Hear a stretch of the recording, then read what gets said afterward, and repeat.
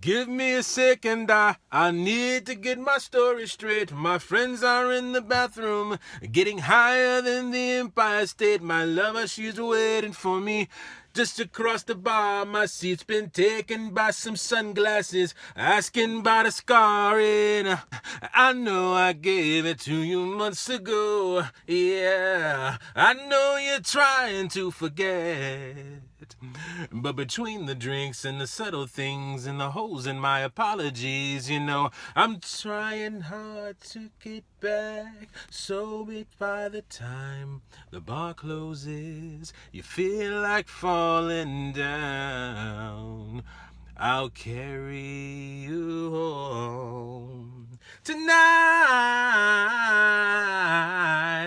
We are young, so let's set the world on fire. We can burn brighter than the sun.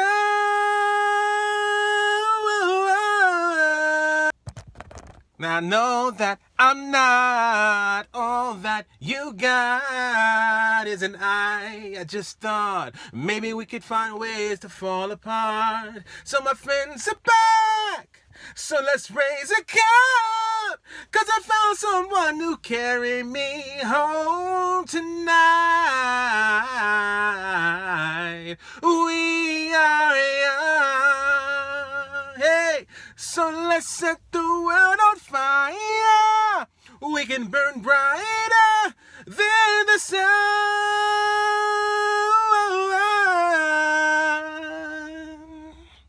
Carry me home tonight. Carry me home tonight.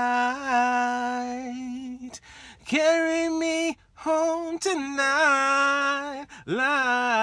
Carry me home tonight. Ooh, come on! Hey, the world is on our side, so there's no reason to run. Someone please come and carry me home tonight. The angels never arrived, but I can still hear the choir. So come and carry me home tonight. We are young, so let's set the world on fire. We can burn brighter than the sun.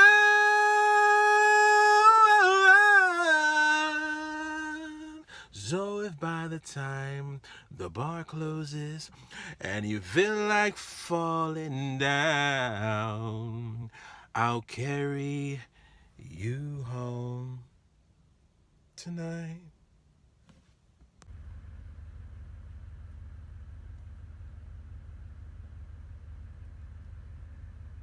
Hello, YouTube.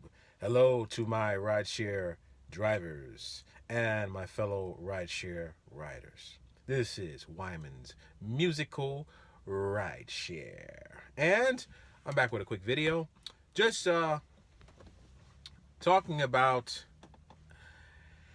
the challenges and the experiences of late night rideshare drivers. You know, I know a lot of you, if you've been driving for quite some time, because I've only been driving for a couple of months or so. So I can imagine all of the drivers out there that's been driving for many months and many years, all of the experiences accumulated of all of the late night events, picking up people who from the pubs and from the bars and getting into your car drunk as a fish. Okay?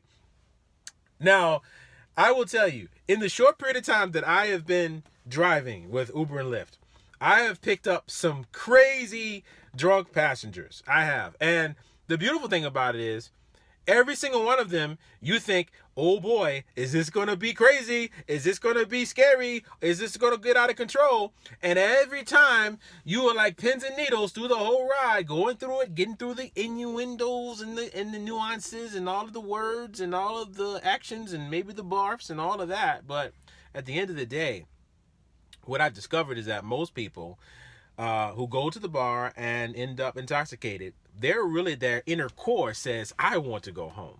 I want to go home. And I'm so happy that I can get into a car with a man or woman who has not been drinking. And I know that as crazy as I'm acting right now, which I'm going to regret it in the morning, but as crazy as I'm acting right now, I know that this gentleman or this lady is going to get me home safe. That's the beauty and the power of what we have at our fingertips. The rideshare industry. So let's never take it for granted, because what we're doing is we're doing a service to humanity. We're reducing the DUIs and the issues on the road and the accidents and the God forbid loss of life. We're helping to minimize those things, because when we're out there late night, we're troopers, actually helping to reduce casualties. Okay. Not create casualties. We're the soldiers of saving lives, you see, and we're helping people to be able to have their fun and have their cake and eat it too, you see. So this industry is here to stay because of that reason. I think one of the foundations of rideshare is that, that we are out late at night to help people so that they won't have to drive their vehicles and get into a lot of trouble and harm themselves and others. So hey, that's a great thing.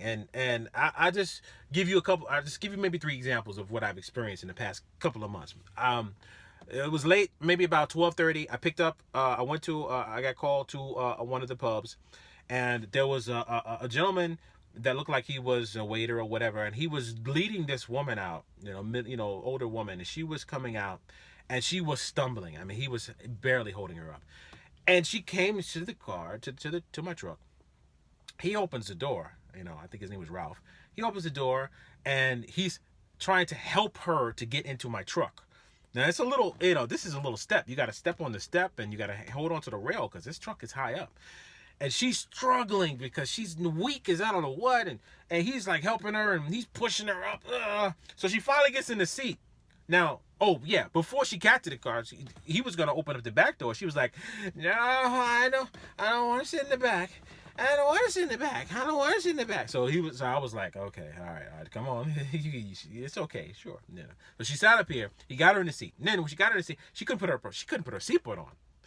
So he had to put her seatbelt on, right? And then she got in the car, and then he was like, okay, you be nice to this gentleman, to this driver. You be nice. And now I'm like, is she gonna act crazy? You be nice now. Promise me you gonna be nice. And she's like, I'll pay you back for this, because he actually ordered the ride on his app. So he's got to get her home. Now obviously her car is still there, so maybe what I was thinking is she was a waitress there as well, or she worked there, but maybe I think that night they allowed them to drink and then she drank a little bit too much. So even her pocketbook, everything they took and put back in the pub. So obviously she was not in her right mind. So now we get in the car and we start driving now, and we're driving and she's looking at me. She's looking at it. She's looking like this and she's looking at me. And then, she's like, where are we? Where are we going? I was like, we're taking you home. I'm taking you home now. Ralph made sure that he was going to get you home. He promised that you were going to get home. So he got me to help you. And she's like looking at me like all dazed. And then she's like, oh, okay. No, you got to make a left right there. Make a left. And we just left the pub. It wasn't like, she was like 18 minutes away. It was like, it was like 14, 15 miles. And we had like maybe went 2 or 3 miles, and she's telling me to take a left, and I'm like, no, and I had to stay calm because I know she wasn't in her right mind, but I couldn't do what she said, because if I did what she said, and Ralph is watching on the app, he's like, what are you doing? And now he's alarmed. So I'm like, I gotta stay the course. So she's like, you gotta take a left. I says, no. I says, we don't. I says, we have 13 more miles to get to your house, okay? And I'm going where Ralph is the one who set this up for you. Now I'm trying to explain to her, because she's like, turn right. No, you're going the wrong way. No. I'm like, oh boy, here we go. So I calmed her down, because I said, I had to do this, because and nothing else was working. I said, whoa, wait. Ralph is listening and he's watching right now. I says, you see this app? See, it's telling me where to go. And Ralph has his phone, and Ralph is watching right now. And if I turn off before you get to your home, he's not going to be happy with me, and you're not going to be happy either because you won't get home. So just calm down and let me, and then she's like, she started looking again, and she looked straight, and then she looked around, and I guess she realized, yeah, he's right. This is not where I'm supposed to be. So then she put her hand on my shoulder. She's like, "You're awesome. You know that? You're awesome." And I'm like, thank you. And I'm just driving like, okay, let's get this ride over with. And and then we're like halfway through, maybe we're about maybe 6 miles left. And then she started spitting. She's and I'm seeing little bits of whatever she was eating, I guess. What it was going on my window and going on my right here on the front dash, and the passenger dash. And I'm like, oh God, what's she doing? And she's spitting, and then she's burping, and I'm just reeking of beer all over the car. I'm like, oh God, you drunk too much beer. And then she did it again. Oh, turn left here, turn left. I said, no, we still have 5 miles left to get to your house. I'm staying the course. Ralph is watching. Don't forget. And every time I say that, she, because she obviously respected Ralph. That's a good thing, He cared enough for her to set up, even if she didn't have to. He had this on his app, and he made sure that she got home. And that's a great thing. We pull. So now here's the deal. We're down this. It's like kind of like in the boondocks. So we're like on this just straight road, like a 2-lane road, but it's only it's not a 2-lane. It's 1-lane road because it's like this way, traffic's going this way, and traffic's going that way. So I'm like, okay, I gotta make sure because her house is right off the highway, and there's trucks and stuff behind me. I'm seeing the lights. I'm like, oh, a truck is behind me. So I gotta put my emergencies on. And then I said, okay, let me slow down and make sure the truck sees me. And then I'm like, look, I gotta find this number, make sure I get the right number, because I didn't want to, pass it, and because sometimes the app is a little off, and maybe a little bit further or a little bit back, you may pass the actual address. So I'm like watching very closely, and I still passed it. Oh my God! And so she was like, no, it's further, keep going. I know I passed it. So I'm like, no, I think I passed it, but I'm gonna pull into this driveway right here. So I pull into the next driveway to let those trucks go, all those cars go by. I'm like, okay, I'm now this is what I'm doing. We passed your house, okay? I'm going to make sure we get these cars out the way, and then I'm going to pull out, and then we're going to go back, okay? So she's like, okay. So I pull out, I back up, and then, it's clear, dark. I put her on, I turn in that way. She's like, right there. And she recognized her place. It's right there. I said, okay, all right. I turned in, I pulled in, and I was like, okay. And when I stopped the car, I turned the lights on. I said, okay, be careful now. I want you to hold on to that bar, and there's a bar right there. Step on that first. And I'm trying to redirect her because this big old dog was like coming towards the car, and I'm like, I can't get out. That if I get out, that dog has got my ass. Okay, so I was like, I'm not getting out. I'm sorry, because the dog know her, but he don't know me. Okay, and before she could say no, he's already got a piece of my ass. So I'm like, no. So she's getting out the car, and I was like, please be careful. She gets out, and she says once more time, "You're awesome. You know that?" But she got home. Okay, so it's a beautiful thing, and I felt good. I was like, listen, Ralph's happy. Ralph saw it. Okay, trip's completed. She's home. He's not worried no more. I got her home, and I can move on to my next ride. But first, I had to go and disinfect some stuff. I got my spray. Man, I'm wiping in little bits and whatever. Nachos. I don't know whatever she was eating, but it was spitting all over the place. I was like, why are you spitting? Drunk. Okay, here's the second one. I went downtown, and there was a group of kids, college kids, and he's out there arguing with this other guy, and I just got there, and there's like 4 people obviously that's gonna ride, but he gets in the car, boom, closes his door, and he's like, stop me, bro. I want you to stop me, bro. I'm gonna whoop him. I'm gonna kill him. I was like, whoa, hold on. What's going on? He's like, nah, he touched my girl, man. He touched my girl in the bar. Man, that ain't right, man. I'm gonna kill him. I'm like, whoa, it's okay, man.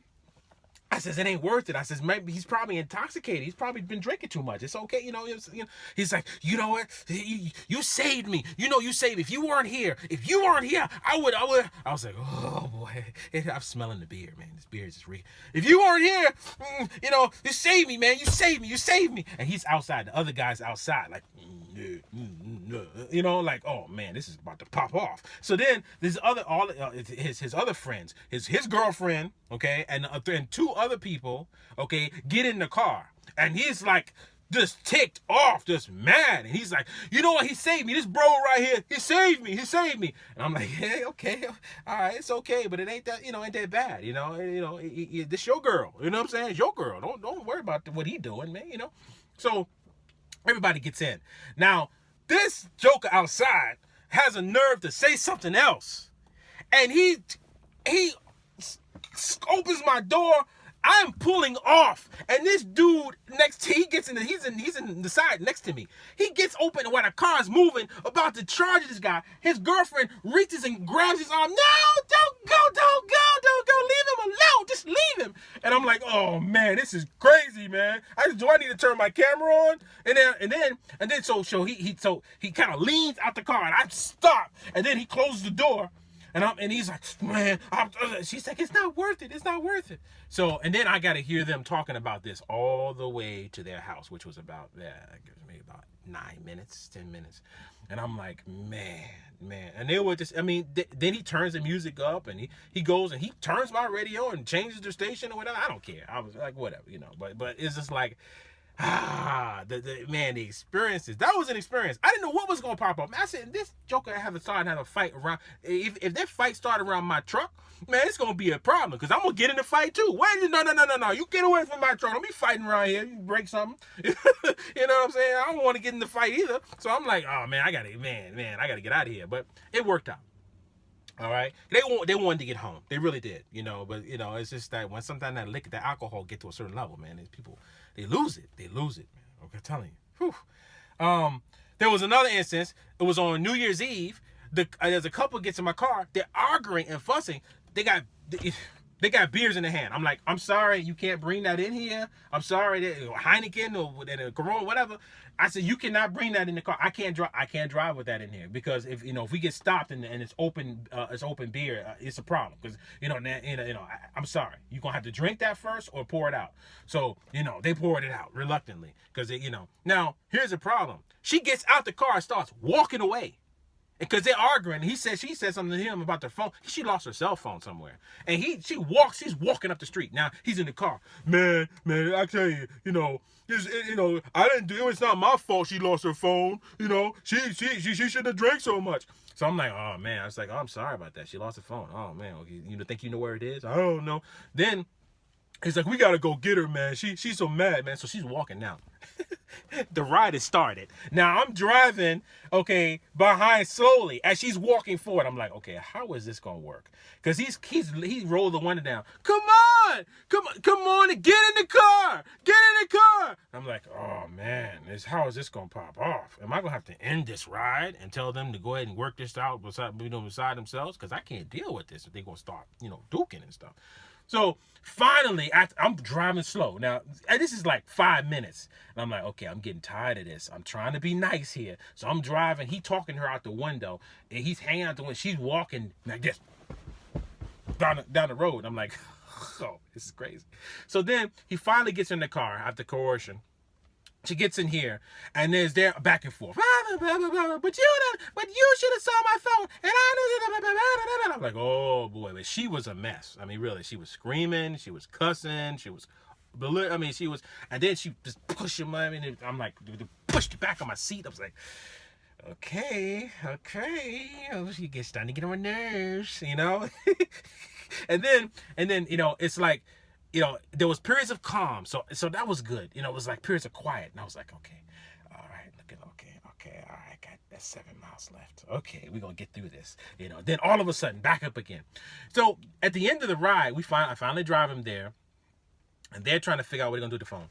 I'm like, I'm sorry you lost your phone, but okay, and people lose their phones, and he's getting out of the car. They're still arguing. She's upset. She's still upset. He gets out the car. Before he gets out the car, he's like this. He's like, yo, man, I'm sorry. So he reaches in his wallet and he pulls out a 20. And he's about to hand me the 20. He's like, nah, it was only like a 10-mile ride, you know? And oh man, I'm too nice. I was like, nah, it's okay. You know, it wasn't like $20, you know? So because I did that, she melted. You know, it was like, obviously it was something I should have done, you know, because if I would have took it, maybe she would have got really, really mad and says, okay, he taking advantage of us. Because I mean, $20 tip, I mean, you know. So she decides, she reaches in her wallet and she gives me $6. She puts it right here on the center console. She says, thank you for dealing with us. Okay, so for a moment, she got a little sanity. So that was that. I mean, I got a few more, but I'll just keep it at that. I mean, these are the experiences that drivers experience every night, you know, late night, okay? And it's really, really amazing how, really, to tell you the truth, these unspoken stories, these heroes, these are heroes because they're helping a lot of people, you know, avoid a lot of trouble, okay? And they're saving a lot of lives. So let's always give kudos to that. And here's the deal. You know how I'm going to end this. Guess what? All that we go through at late night and all that, every time we go through this, nobody's experiencing this but us. But guess what? We're not getting all of our fares. We're not getting 100% of our fares. That is like, I'm like, as hard as I work and it's put myself at risk and I can't get 100% of these fares overnight, I deserve them. Okay, I'm the one that's out at 3 o'clock in the morning risking my safety and my life. Okay, and I do it because I'm not afraid and because I love people. So they can, if you love people, sometimes people can sense that you care, you know. And even if they want to be a little belligerent, they're gonna restrain themselves because they know this man is a man of peace. So, you know, with that being said, what if we had a company that was willing during those late nights to give us 100% of our fares? Can you imagine how more boldness you would get? You know, that, yeah, I'm going through this right now. We're going to get through it because most people just want to get home. As crazy as they act, they just want to get home. So they ain't trying to go over the top. Most of the time, that's not the case. Many drivers, I'm sure, can understand and attest to that because they've been through many hundreds and thousands of rides. And they know that most people, even as crazy as they act, even if they barf, they don't want to barf in your car. Hopefully that will happen. I haven't never had any barfs yet. I had one girl that actually put her head out the window and barfed on the street because I was going real slow. She barfed out on the street. I got a little bit of little knots, little pieces on my car, on my truck. And all I did was after that, I just took I had a cup of water, splashed it, and then took some tissues and wiped it off and kept on moving. Okay, I didn't even turn the app off. You know, so it is what it is. I believe that this company is promising 100% of their fares. 100% of the fares they're going to give us and tips. They're also going to allow us to be able to earn residual and passive income, okay, by referring other users to the app because nobody's heard of it. And every time someone downloads the app we refer them, they give us 40 cents every time they use it. Pop, pop, every time, forever. That's what they're promising. Also, they're allowing us to be able to refer drivers. And as we refer drivers, we can build teams of drivers that we referred that actually will give us residual and passive income every 30 days by simply just referring drivers who are eventually going to drive anyway because everyone wants 100% of their fares. You understand? So eventually it's going to just kind of catch on. So why not just take advantage of it before everybody knows about it? That's what this YouTube channel is. This point in time is geared towards helping to educate people about opportunities that come, and they come anyway. So let's take advantage of it. There's a link down at the bottom of the video. That link, click on it. You can go to TRYP, which is the company that is going to be paying this way, residual passive income while we earn 100% of our fares. They're going to be giving us an opportunity of a lifetime. Click on the link, get your own code. Therefore, when you get the code, now you can share it with everybody you know. You want to refer users and you want to refer drivers. Users and drivers. Users and drivers. That's all we have to do. Get people on the app to download the app and use it, and get people to sign up to drive so that they can get 100% of their fares. That's as simple as that. Well, that link is the reason why I talk, because that you click on that link, you get one yourself. You have the ability to earn residual and passive income by referring other people to the app as a user or as a driver. It's that simple. Okay? So with that being said, it's been a pleasure speaking with you all today. I hope everyone has a great evening, a great morning, and a great afternoon whenever you're listening to it.